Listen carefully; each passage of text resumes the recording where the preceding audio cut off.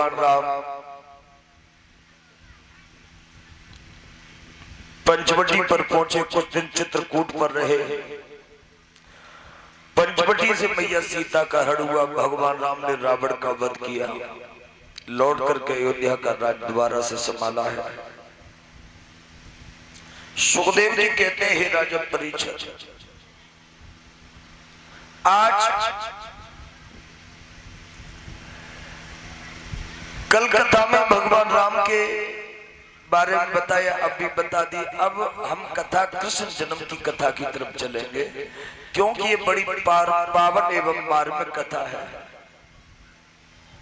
भगवान विष्णु की नाभि से कमल हुआ, कमल से ब्रह्मा हुए, ब्रह्मा के नेत्रों से अत्रि मुनि हुए, और अत्रि मुनि की पत्नी अनुसुईया से चंद्रमा हुआ, और चंद्रमा के पुत्र हुए बुद्ध, और बुद्ध के पुत्र हुए पुरुरवा, पुरुरवा के पुत्र हुए आयु, और आयु के पुत्र हुए महाराज नहुस। ये नहुस चंद्रवंशी क्षत्रिय थे, और महाराज नहुस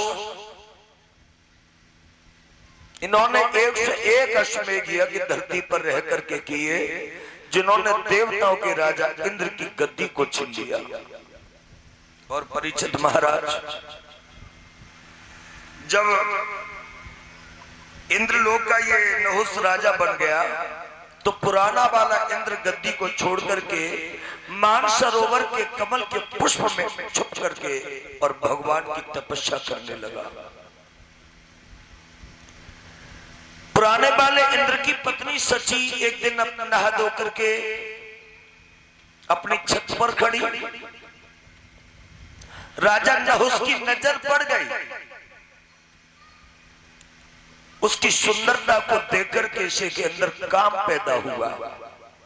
घर पहुंचा, और घर जाकर के राजा नहुस ने कलम कागज लेकर के सची के लिए खत लिखा, चिट्ठी लिखी। हे देवी, जब से देखा है नींद नहीं आती है, मैं तुम्हें अपनी पत्नी बनाना चाहता हूं। अगर तुमने ऐसा करने से मना कर दिया, मैं तुम्हें और तुम्हारे पति को जमीन में जिंदा दफना दूंगा। मैं तुम्हारे साथ में पति बनकर के रहना चाहता हूं। ये चिट्ठी जब रानी इंद्र की पत्नी सची ने पढ़ी, सोच लगी ये राजा है और राजा कुछ भी कर सकता है। अगर मना करती हूं तो ये मुझे मरवा सकता, मेरे पति को मरवा देगा। हाँ करती हूं तो धर्म चला जाएगा। तो सची ने विचार किया, इसको ऐसे नहीं, क्योंकि उंगली अगर पत्थर से दब जाए तो कर से निकाल लेना चाहिए। सची ने बड़े मीठे शब्दों में राजा नहुस के लिए चिट्ठी लिख दी है। झूठी झूठी प्यार भरी कपट भरी बातें लिख दी उसने। हे राजा साहब, आपकी चिट्ठी आई है, मैं भी तुमसे प्रेम करती हूँ, और तुमने जो कहा है मुझे स्वीकार है, आजीवन आपके साथ रहूंगी। लेकिन एक शर्त। वो कौन सी शर्त?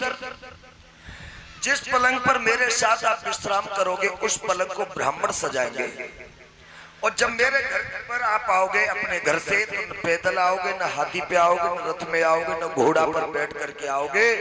तुम आओगे पालकी में बैठकर। उस पालकी को महात्मा अपने कंधे पर लेकर के आएंगे, कोई सिपाही नहीं होने चाहिए। राजा नहुस के लिए पूरा इंतजाम कर दिया, मौत का जाल बिछा दिया सची ने। लेकिन वो काम भाषा में लीन राजा नहुस वो भूल गया कि देवता भी मेरा सम्मान करते हैं कि मैं इंद्र पद पर हूं। पराई औरत के चक्कर में राजा नहुस ने ब्राह्मणों को बुलाया। ब्राह्मणों, जल्दी से जाओ और मेरे लिए पलंग तैयार करो, सेट बना बिछा करके तैयार करो। कहने की देर थी, ब्राह्मणों ने पलंग तो गांठ दिया, लेकिन नहुस को गाली देने लगे, ओरे नीच, तुझे शर्म नहीं है? नहुस राजा इंद्र बनकर के तू काम वासना में इतना लीन हो गया, तो ये भी भूल गया कि ब्राह्मणों से ये घिनौना काम करा रहा है। दुनिया ब्राह्मणों का सम्मान करती है, ये दुनिया ब्राह्मणों की धरोहर है। ब्राह्मणों का दुनिया सम्मान करती हो, तू ब्राह्मणों से गंदा काम करा रहा है, तू जल्दी ही तेरा नाश हो जाएगा, तू नष्ट भ्रष्ट हो जाएगा। पलंग तैयार हो गया। राजा नहुस ने 4 महात्माओं को बुलाया, जवाब दिया 2 महात्मा आगे लग जाए और 2 महात्मा पीछे लग जाओ और पालकी को उठाओ। 2 महात्मा आगे लग गए, 2 पीछे लग, 2 महात्मा आगे लगे, 2 पीछे लगे, पालकी को कंधे पर रख करके चलने लगे। राजा नहुस पालकी में बैठ गया। महात्मा कौन थे? कोई और नहीं था, सप्त ऋषि थे, जो ब्रह्मा जी के मानस पुत्र भी कहे जाते हैं। अंगिरा ऋषि, अगस्त ऋषि, पुलस्त ऋषि, क्रतु ऋषि, भृगु ऋषि, ये ऋषि थे। कंधे पर पालकी को लेकर के महात्मा, बड़े बुजुर्ग महात्मा जा रहे थे। नहुस पालकी में सवार है, कहने लगा जल्दी चलो, क्योंकि उसे पराई औरत से मिलने की लालसा लगी है। जल्दी चलो, शार्प शार्प शार्प। एक महात्मा ने जवाब दिया, राजा साहब कितनी जल्दी चले हम, कितनी जल्दी चले? पहले तो तुम घिनौना काम महात्माओं के द्वारा करा रहे हो, ऊपर से सर्प सर्प चिल्ला रहे हो। राजा नहुस बोला जल्दी तो करते नहीं, जवान और चलाता महात्मा होकर। राजा नहुस ने पालकी से उतरकर और परिचद महाराज महात्मा के गाल पर तमाचा मार दिया। महात्मा के गाल पर तमाचा लगा, महात्मा जमीन पर गिर पड़े। दूसरे महात्मा ने महात्मा को संभाला, लेकिन नहुस को श्राप दे दिया, और नहुस तू पराई औरत के चक्कर में और एक महात्मा पर हाथ उठाता है, जहां तुझे श्राप दे रहे हैं। तू सर्प सर्प चिल्ला रहा था, तू अभी सर्प हो जा। सोई परिचद महाराज राजा नहुस उस पालकी में बैठो ही बैठो अजगर बनेगो, बनेगो अजगर एगो वो कटगर होगा। और तभी तो कहा है किसी विद्वान ने,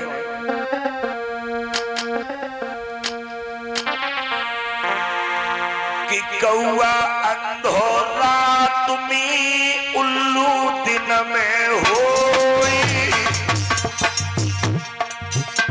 कौआ रात के वक्त अंधा हो जाता है, उसे दिखता नहीं है, और उल्लू दिन के वक्त अंधा हो जाता है। तो भगवान ने खैर करी, उल्लू रात में देख ले तो कौआ दिन में देख ले तो। लेकिन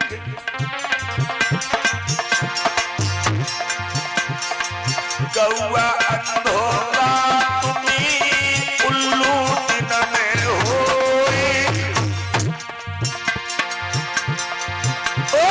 कामी अंधोरा दिन जगी बुद्धि जात सब खोए।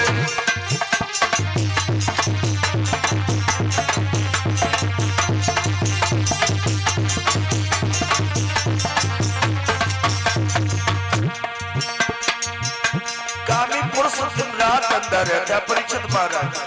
कामी पुरुष को न बहन नजर आवे, न मां नजर आवे, न बड़ा छोटा नजर आवे। राजा योगी अग्नि मानी, वैश्या बंदर पर नारी है। देवेंद्र चक्कर में मत आइयो, धोखेदारी की यारी है।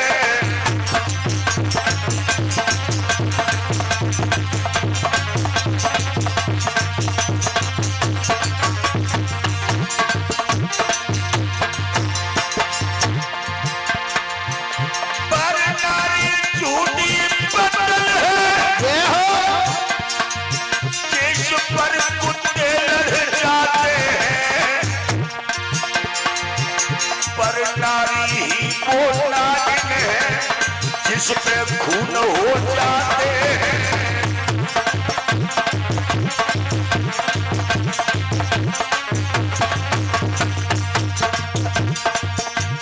परिचित महाराज, पराई औरत किसी जहर से कम नहीं होती है।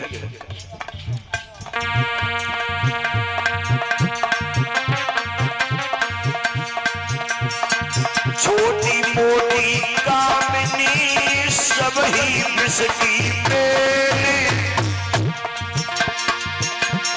दुश्मन मारे दाई से ये मारे हंसी खेल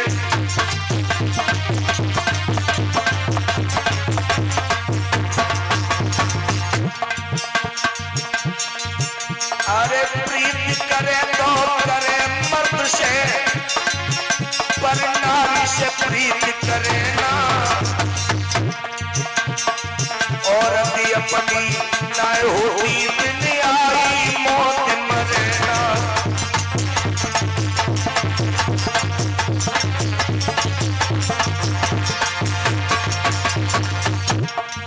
अरे प्रीत करी थी रावण ने सीता से नेह लगाया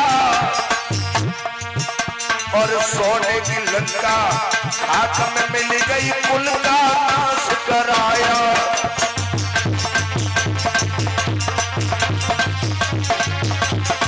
और बताओ प्रीत करी थी बाली ने भैया की नार छिनाई अपने भाई सुग्रीव की पत्नी को बाली ने घर पर रखा प्रीत करी थी बाली ने भैया की नार छिनाई एक बार में रामचंद्र ने दो यमलोक पठाई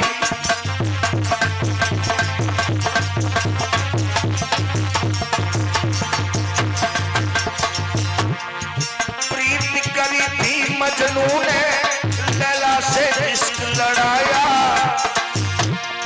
सीरी से फरियाद दिली पर हाथ नहीं पाया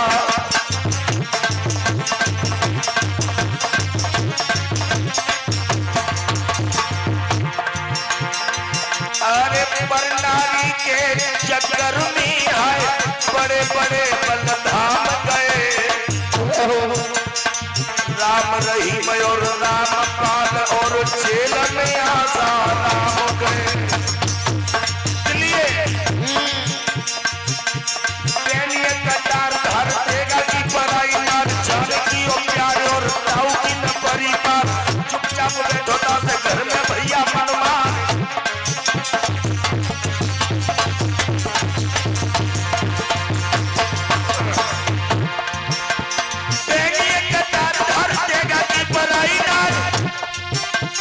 जानकी और प्यारे और ताऊ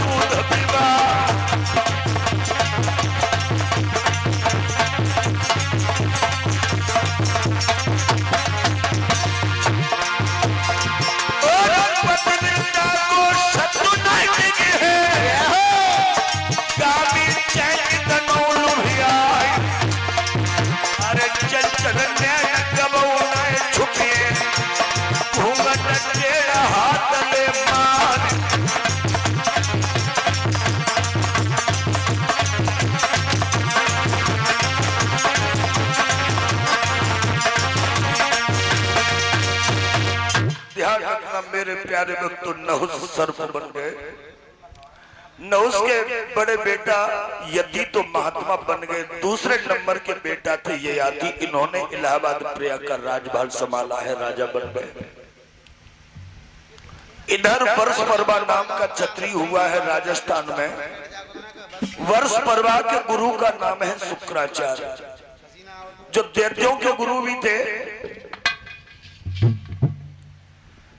शुक्राचार्य की एक कन्या है जिसका नाम है देवयानी, और वर्ष परवा की कन्या का नाम था शर्मिष्ठा। ये राजा की बेटी और गुरु शुक्राचार्य की बेटी दोनों में बड़ा प्रेम था, संबंध था, आपस में घनिष्ठ सहेली है दोनों। कितना बड़ा प्रेम है दूसरे के प्रति दोनों। खाएं तो संग, गाएं तो संग, रोएं तो संग, हंसें तो संग, नचें तो संग, मरे तो संग, मतलब हर वक्त संग ही रहते। एक मिनट को एक दूसरे से अलग होना पसंद नहीं था दोनों को। ऐसे जेठ का महीना, गर्मी बहुत तेज पड़ रही। देवयानी बोली जीजी हवा न चल रही, गर्मी बहुत तेज है, क्या करें क्या न करें, सवेरे नहाई फिरू, गर्मी बहुत तेज लग रही है। शर्मिष्ठा बोली चिंता मत कर, पश्चिम दिशा में सरोवर है, पानी का बहुत ठंडा जल है उसका, तो उसमें नहाया में चलो। दोनों लड़कियों ने सलाह मिलाई और नहाने के लिए जब सरोवर पर पहुंची है, सरोवर की पार पर जाके बोली जीजी नहाए हुए तो आएगा ही, लेकिन कपड़ा बदलने के लिए दूसरे कपड़ा तो लाई ना है हम तुम।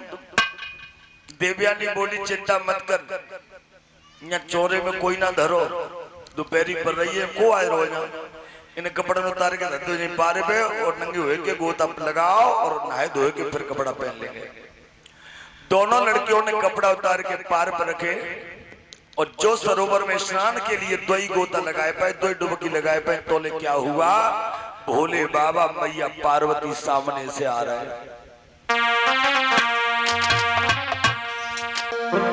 बिटिया रही नहाई गोरा महादेव आए, बेटियां रखे नहाए गोरा महादेव आए, सखियां रखे नहाए गोरा महादेव आए। गोरा महादेव आए, शिव जी आए, गोरा महादेव आए के शिव जी आए, सखियां रही नहाई गोरा महादेव आए। सखियां रखे नहाए गोरा महादेव आए, सखियां रखे नहाए गोरा महादेव आए। शर्मिष्ठा बोली पानी बहन देवयानी, सर्वेष्ठा बोली है बानी बहन देवयानी, शर्मिष्ठा बोली पानी सहेली देवयानी, सर्वेष्ठा बोली है बानी सहेली देवयानी, जियरा घबराई गोरा महादेव आए, जिया राघव आई गोरा महादेव आए, सखियां रखे नहाए गोरा महादेव आए।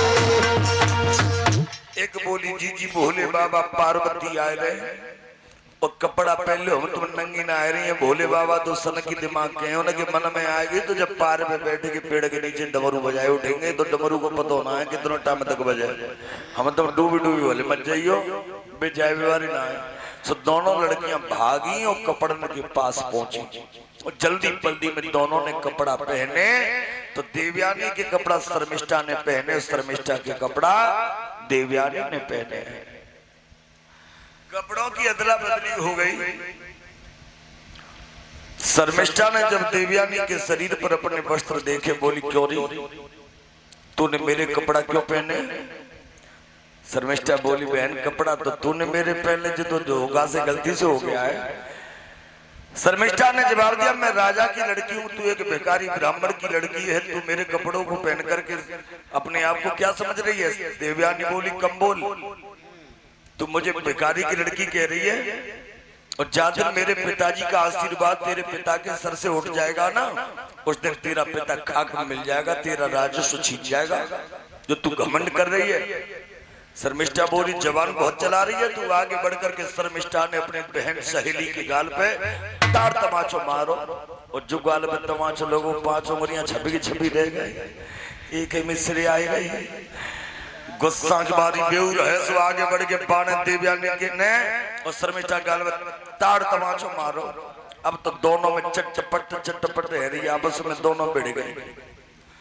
शर्मिष्ठा थोड़ी राजा की लड़की थी तो पौष्टिक आहार खाती, ताकतवर थी, और शर्मिष्ठा थोड़ी कमजोर, तो देवयानी थोड़ी कमजोर थी।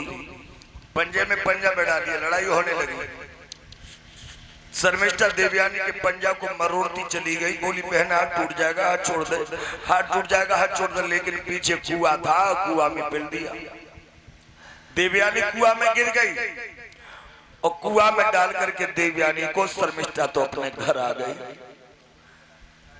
काफी समय हो गया कुआं में पड़े पड़े देवयानी को। इधर राजा याति, वही चंद्रवंशी छत्री नहुष के पुत्र, घोड़ा पर बैठ करके वहां से जा रहे थे। देवयानी ने कुआं के अंदर से घोड़े के टापू की आवाज सुनी। देवयानी समझ गई कोई न कोई आदमी जा रहा है, आवाज लगाने लगी, घोड़े वाले मेरी आवाज आप तक पहुंच रही होगी ना?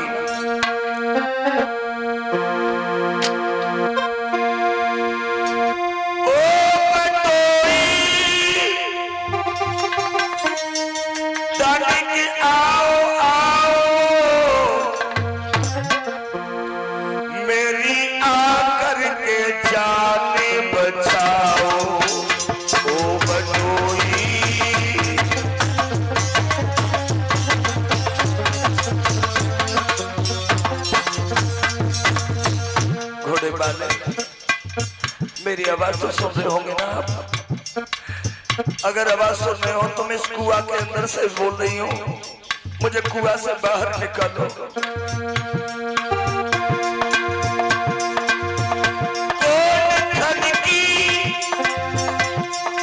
बड़ी रो रही हूँ, मौत की गोद में सो रही हूँ, कौन कनकी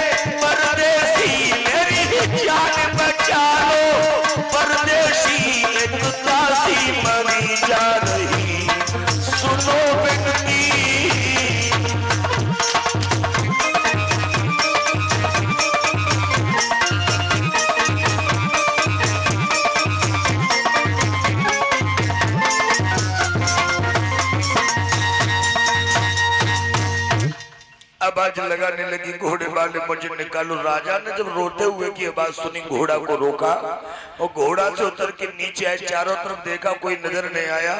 कुआं के अंदर झांक करके देखा, एक लड़की बैठी बैठी रो रही है। एकदम से याद के लगे, राम राम राम, कैसे गिर गई कुआं में? तुम कब की गिरी हो और कितना समय हो गया? और किन्ने गिराई? राजी से गिरी कि खुदकुशी करी? तुम्हारे माँ बाप कौन है? अब रहती कहाँ हो? देवयानी बोली, भाषण बाद में जान लियो, पहले निकाल तो लियो जामे थे न। एक मिनट भारी पड़ रही है। राजा ने अपना पीतांबर नीचे गिराया कुआं में, बोले इसे पकड़ लो, खींच लूंगा। और जो पीतांबर को पकड़ के खींच करके बाहर हाथ पकड़ के निकाल दिया। बोले, अब बताओ कैसे क्या हुआ? देवयानी ने सारी बात बताई। मेरी एक सहेली है शर्मिष्ठा, नहाने के लिए बुला लाई, कपड़ों की अदला बदली होगी और मुझे कुआं में डाल करके चली गई। मेरा नाम देवयानी है, मेरे पिता जो दैत्यों के गुरु शुक्राचार्य हैं, मैं उनकी कन्या हूं। याती कहने लगे बाबा ही बा, ऐसे सम्राट गुरु की लड़की होकर के ऐसी गंदी लड़की के साथ में खेलने क्यों आई? तुम्हारे पिताजी का बहुत सम्मान है दुनिया में, जाओ अपने घर और अपने पिताजी से जाकर के मेरी प्रणाम कह देना कि राजा याती मिले। देवयानी बोली कहां जाए? बोले अपने घर। कहने लगी महाराज अब घर वर जो कुछ हो सब तुम ही हो। क्या मतलब? क्या बोली है कि मैं कुआं में पड़ी सिसक रही थी। बोली मैं कुआं में पड़ी सिसक रही थी, मोह खींचो पकड़ कलाई है।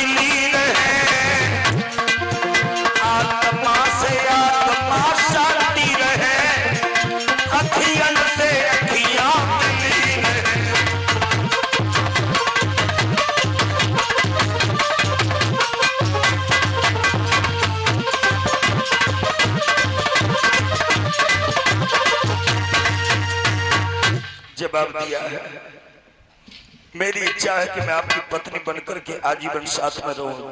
याती कहने लगे बाबा बात तुम्हें कुआं से बाहर अच्छा निकाला, अब तुम खोपड़ी में चढ़ी चली आ रही। जाओ अपने पिताजी से जाकर के मेरी प्रणाम कहना, अगर ऐसा मालूम पड़ गया ना श्राप दे करके मुझे भस्म कर देंगे। उन्होंने इंद्र को भी नहीं छोड़ा।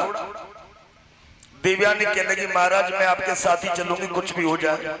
राजा घोड़ा पर बैठ गए, बोले पागल है लड़की। देवयानी ने घोड़ा की लगाम पकड़ी, राजा ने घोड़ा में एड़ लगाई, लगाम पकड़ करके साथ साथ भागी।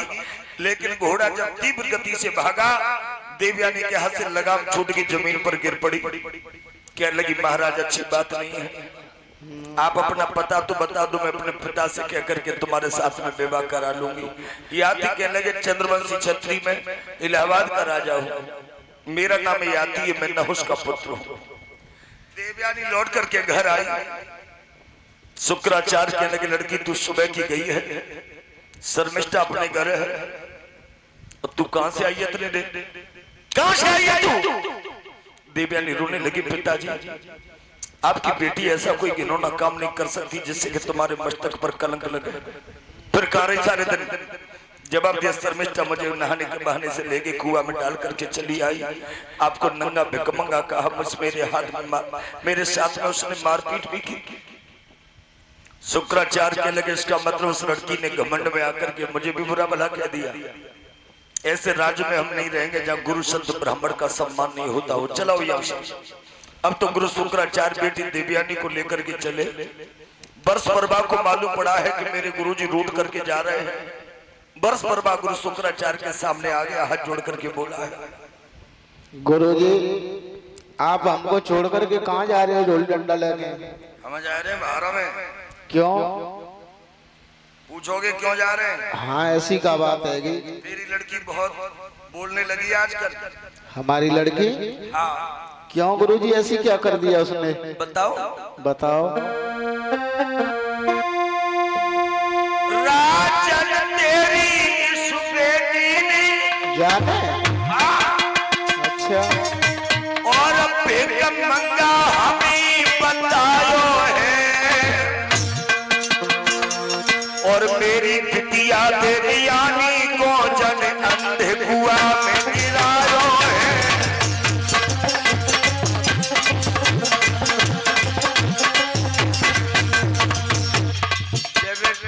बेटी ना भगभूरी, ये आप अपने आप को बहुत सुंदर समझती है ना।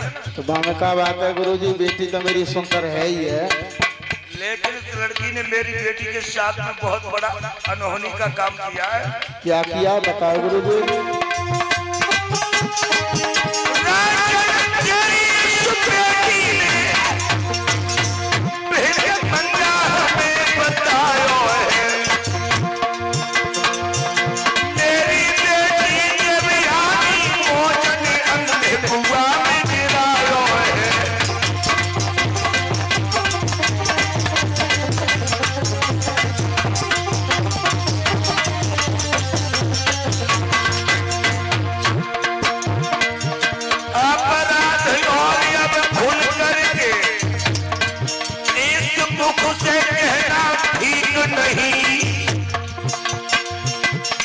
जगह गुरु को न मान मिले उस घर पे रहना ठीक नहीं।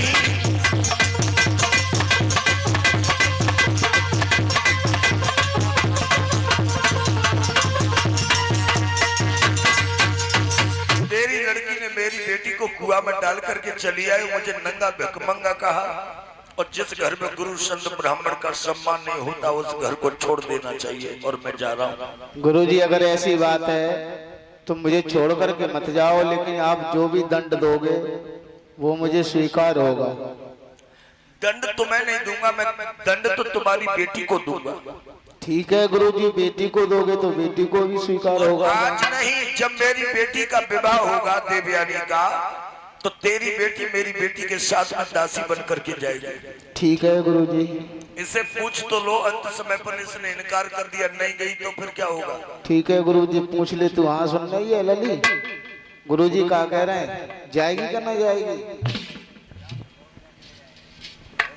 कह रही है, कह रही जहाँ भेजो तहाँ चले जाए, राजी।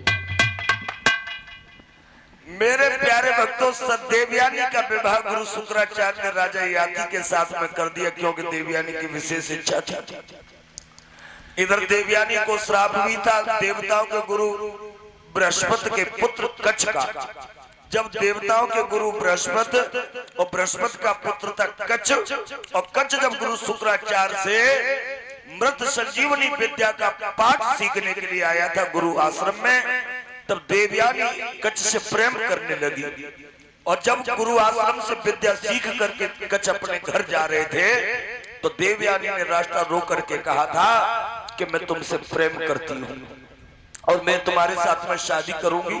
तो कच्छ ने मना कर दिया कि तुम मेरे गुरु की बेटी हो, बहन के समान हो, और मैं तुम्हारे साथ में विवाह नहीं करूंगा।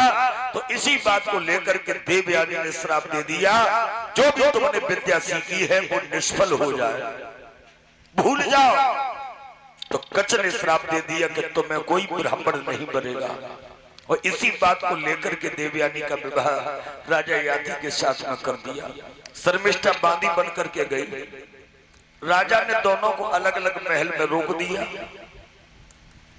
शर्मिष्ठा के साथ में नहीं रहते, देवयानी के साथ उसी महल में राजा रहने लगे। एक दिन शर्मिष्ठा को देख रही है, 6 महीने हो गए राजा ने कभी मुड़ करके मेरे घर नहीं देखा। अड्डा पर खड़ी इंतजार कर रही थी, राजा दरबार को जाएंगे तो यहीं से निकलते हैं, आज बात करके मानूंगी, आते क्यों नहीं है। और राजा ने कभी शर्मिष्ठा को इससे पहले देखा नहीं था, और आज जब घोड़ा पर बैठ करके राजा जा रहे थे और शर्मिष्ठा अपने महलों में खड़ी थी,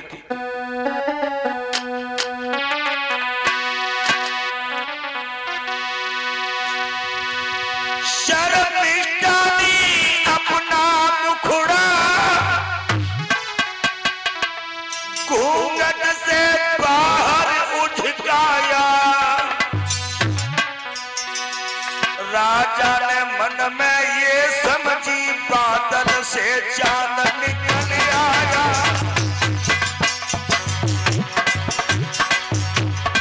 वो शर्मिष्ठा के सुंदर रूप को देखकर के राजा देखता रह गया।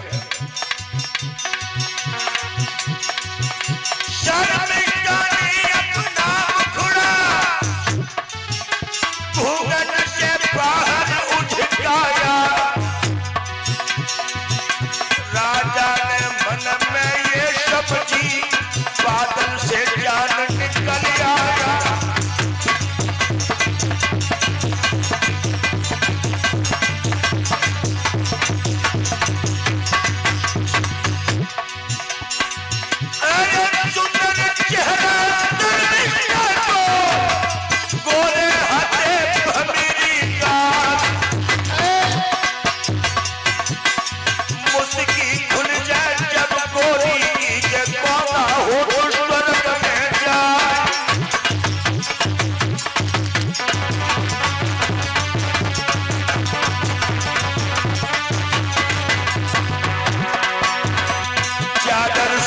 शरीर पर हीरक की कोर ऐसी सज रही पूजरी जब छुपे पपैया और पतले कलिया पे कंटोनी धोखा खाई रही दादी के। पतले कलिया पे कंटोनी धोखा खाई रही रात के। पतले कलिया पे कंटोनी धोखा खाई रही रात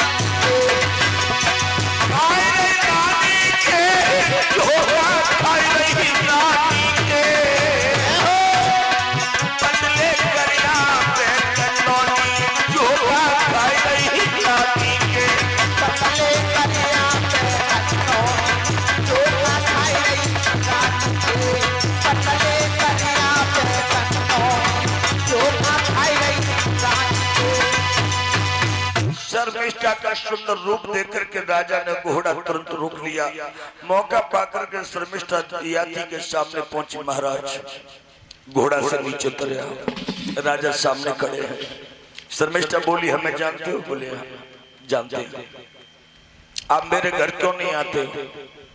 जवाब दिया मेरा विवाह तो देवयानी के साथ में हुआ है, तुमसे कोई संबंध नहीं है। संबंध क्यों नहीं है तो मेरे घर मुझे आप अपने घर क्यों लाए हो? जवाब दिया तुम मेरी रानी की दासी बनकर के आई हो, तुम मुझे दहेज में मिली हो। शर्मिष्ठा ने बात को पकड़ लिया। महाराज एक बात बताओ, जो दूल्हा को शादी में जो सामान मिलता है दहेज में, उस पर किसका अधिकार होता है? बोले दूल्हा को। हम तुम्हें काय में मिली? बोले दहेज में। तो हम पर अधिकार किनको है? बोले वो नहीं खुल करके को वो नहीं मत लगाओ। बोले अब कह तो रहे सब दूल्हा को अधिकार है, फिर हमारे घर क्यों नहीं आते हो तुम? बोले चिल्ला जो रही आज से आ जाओ करेंगे। बताओ क्या बनाओगी? तुम तो सो खीर पूड़ी पुआ रबड़ी रसमलाई जो कुछ बना दूंगी, लेकिन आओगे? बोले हाँ। राजा दरबार को चले गए। शर्मिष्ठा इंतजार कर रही है। शाम का वक्त हुआ। राजा ने दरबार को कचहरी को बर्खास्त किया और कुछ सैनिक भेज करके रानी देवयानी को खबर करा दी कि आज हमारा इंतजार न करें, हम जरूरी काम से विदेश जा रहे हैं, 2-4 दिन बाद लौट करके आएंगे। देवयानी तो निश्चित हो गई कि राजा तो बाहर जरूरी काम से चले गए और राजा छोटी बाई रानी के घर में आराम से रह रहे। और महीना में ऐसे 4-5 दिन गोल है जाओ करे। बड़ी वाली रानी देवयानी को हवऊ ना लगी और देवयानी पे 2 ही बेटा हो पाए। शर्मिष्ठा पे तो 3 बेटा है गए। तीनों लड़का हो गए बड़े। देवयानी के जो बच्चा थे यदु और दुर्वास, और शर्मिष्ठा के तीनों बेटा थे, उनका नाम रखा अनु, धुरु और सबसे छोटा है पुरु। जब तीनों बच्चा 12, 13, 14 साल के हो गए और बच्चा छोटे हो तो जैसे बहलाव समझ जाता है और बालक समझदार हो जाए तो उनके सामने हंस के मुस्काए के पत्नी बात भी नहीं कर सकते। एक दिन राजा घोड़ा पर बैठ करके बड़ी वाली देवयानी के घर जा रहे। अब तो लुका छुपी को खेल चलो, बच्चा का समझने को खेल पाए। एक दिन घोड़ा पर राजा जाए रो रानी देवयानी के घर में। तीनों बच्चा बोले पापा आज कहाँ जाता है? जे देख लो पापा जी जाता कहाँ है? तीनों लड़का पीछे पीछे भाग खड़े हुए और जो राजा ने घोड़ा रोक के बड़ी बड़ी रानी के महलों में कदम रखा, तीनों पीछे दबे चले गए। और जो राजा की निगाह पर ही तल देवयानी आ गई। अब राजा खोपड़ी पकड़ के देख रहे कि आज हमारा बनो बनाओ घर भी करेगो। देवयानी ने तीनों बच्चों को देख करके राजा के सामने कहा, तीनों बच्चों से तुम कौन हो, कहां से आए हो और क्या नाम है, यहाँ क्या लेने आए हो, तुम्हारे माता पिता कौन है? तो तीनों मुस्काए जाए और राजा के मां मुंह देखने लगे, मुस्काए जाए राजा के मुंह में देखने लगे। देवयानी कहने लगी, तुम्हारे माँ बाप कौन है, बताती क्यों नहीं है? तो तीनों बच्चों ने साफ साफ कह दी, मौसी जी तो हमारे पिताजी और मेरी मैया को नाम शर्मिष्ठा है। सोई समझ गई कि बहोनी ने न पे जादू कर दो। सामने खड़ी गुस्सा के मां इतनी गुस्सा आई कि घुसा बनाओ राजा की नाक में धार से दादा हो। सो राजा तो नाक पकड़े रहेगा और देवयानी ने कपड़ा ले और बेगम भरे और मायके चली आई। शुक्राचार्य की गोद में जाकर के बैठ कर रोने लगी। हर बाप समझ जाता है जब बेटी बाप के गले मिलकर रोती है। तो पिता शुक्राचार्य ने कहा, बेटी क्या बात है, तेरे पति नहीं आए, तू अकेली आई है? जब आप पिताजी वो हमारे हो तब हमारे संग आ बताए भी तो बनना कटी के हम पे दो ही हो पाए बाबा तीन हो गए, हम पे दो ही हो पाए बाबा तीन हो गए, बन वहां खून पियो जाऊं खून पी उठी। शुक्राचार्य ने उसी समय हाथ में जल लेकर के श्राप दे दिया, राजा साहब जिस यौवन के मद में आकर के तुमने मेरे वादे को तोड़ा है, मेरी बेटी को छोड़ करके तुमसे दासी से रिश्ता जोड़ा है, तुम्हारा यौवन तुम्हें खा जाए और तुम्हें बुढ़ापा आ जाए। राजा को जो बुढ़ापे का श्राप दो, सोई राजा बूढ़े है गए।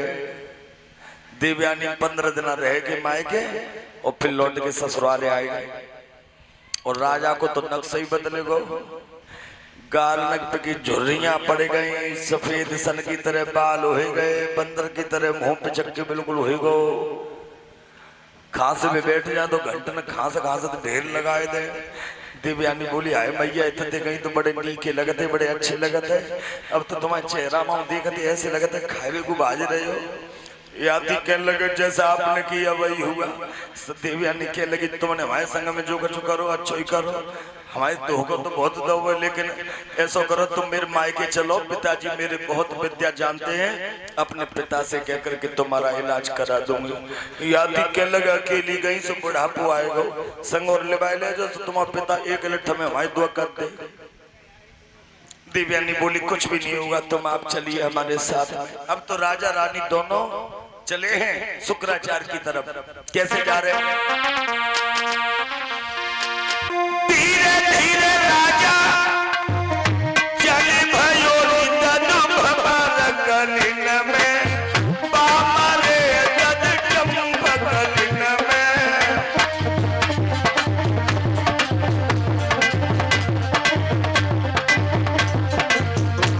परिषद महाराज, आज राजा याती की हालत ऐसी है कि जैसे आपकी है।